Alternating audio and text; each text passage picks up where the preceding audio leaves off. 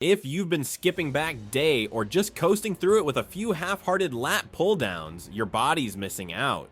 A strong back isn't just about aesthetics, though yes, that V-taper is chef's kiss. It's the foundation of good posture, pain-free movement, and raw strength. So today, we're fixing that. I'm giving you 5 exercises your back actually needs. Let's start with the king, pull-ups.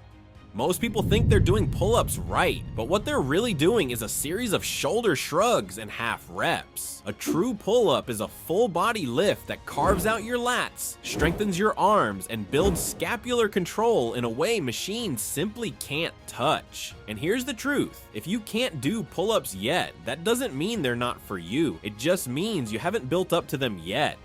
But make no mistake, they should still be part of your programming, whether you're doing assisted reps, negatives, or rows to get there.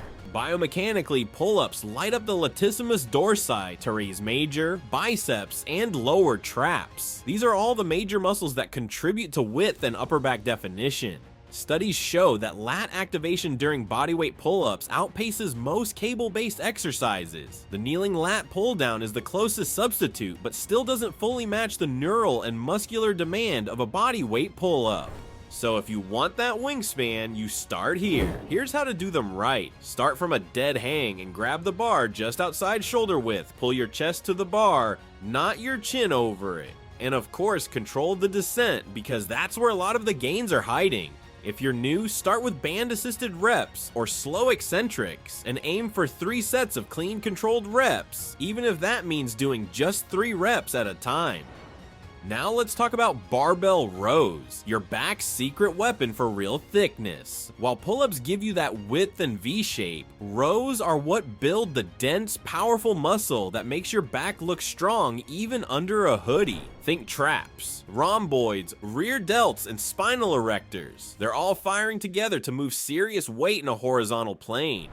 But here's the catch, form matters more than load.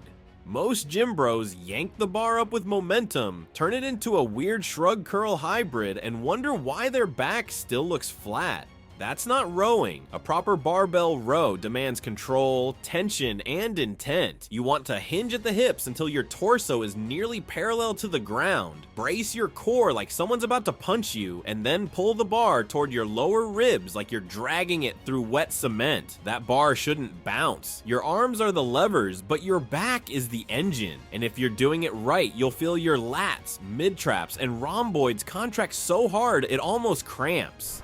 Barbell rows also carry over beautifully to deadlifts and posture. They teach you to hold spinal tension under load, which is exactly what keeps your back safe during heavy pulls. So if you want a back that's both strong and injury resistant, this is where you start building the armor.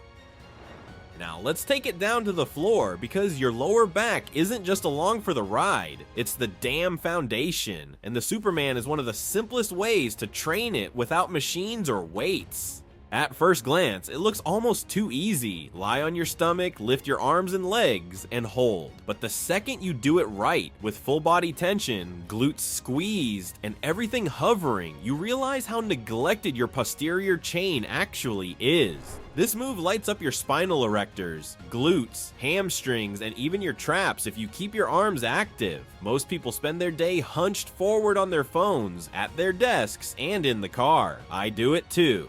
Well, the Superman reinforces extension, strengthens the muscles that hold your spine upright, and builds the endurance your lower back needs to support heavier lifts. It's also a low-risk way to bulletproof your back if you're coming off an injury or haven't lifted in a while. To make it effective, don't rush. The magic's in the hold. Lift with control, pause at the top, and breathe through the tension. You'll feel those small stabilizers waking up fast, and that's a good thing. But if you want to really push your posterior chain, we're loading up next. It's time for deadlifts. Deadlifts might be best known as a glute and hamstring powerhouse, and they are. But if you think your back gets to sit this one out, you're dead wrong. From the moment the bar leaves the ground to the final lockout, your entire posterior chain is under pressure, and your back, especially, is working overtime to stabilize and support that load. Deadlifts aren't based on dynamic back movement, but holding that tension like a steel cable while everything else moves around it builds genuine strength. We're talking spinal erectors, traps, lats, rhomboids, and even the smaller stabilizers that don't get much attention until they're sore the next day.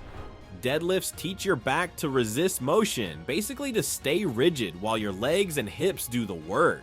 That's what makes them such a powerful tool for both building muscle and preventing injury. But the real value is that deadlifts train you to brace. You learn to engage your core, lock your spine, and generate force from the ground up. That's a skill that carries into everything from rows to pull-ups, squats, and even posture. When your back knows how to hold tension under a heavy load, everything else feels easier. And now that we've hit strength from the ground up, let's finish with a move that isolates your upper back and rear delts with laser precision, the reverse Pec Deck. The reverse Pec Deck might not look flashy, but it targets one of the most undertrained areas in the entire gym, the rear delts and upper back. And if your posture sucks or your shoulders round forward, this machine is your rehab and your prehab in one clean movement. Most people hammer chest presses and front raises all day, then wonder why their shoulders feel tight and their upper back looks flat.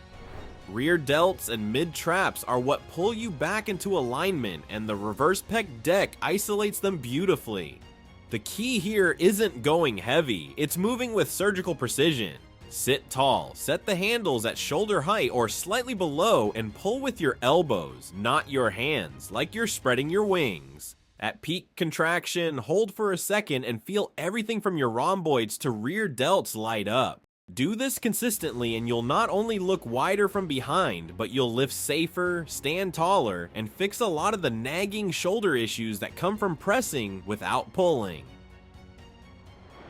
So that's it from me. Now I want to hear it from you. What's your go-to back exercise, and which one here are you gonna focus on more? Drop it in the comments. I read and reply to everyone. And if this helped, do me a favor. Like the video, share it with someone who skips back day, and hit that subscribe button. This channel's growing thanks to you, and I appreciate every single bit of support. Now go give your back the training it deserves, and I'll see you in the next one.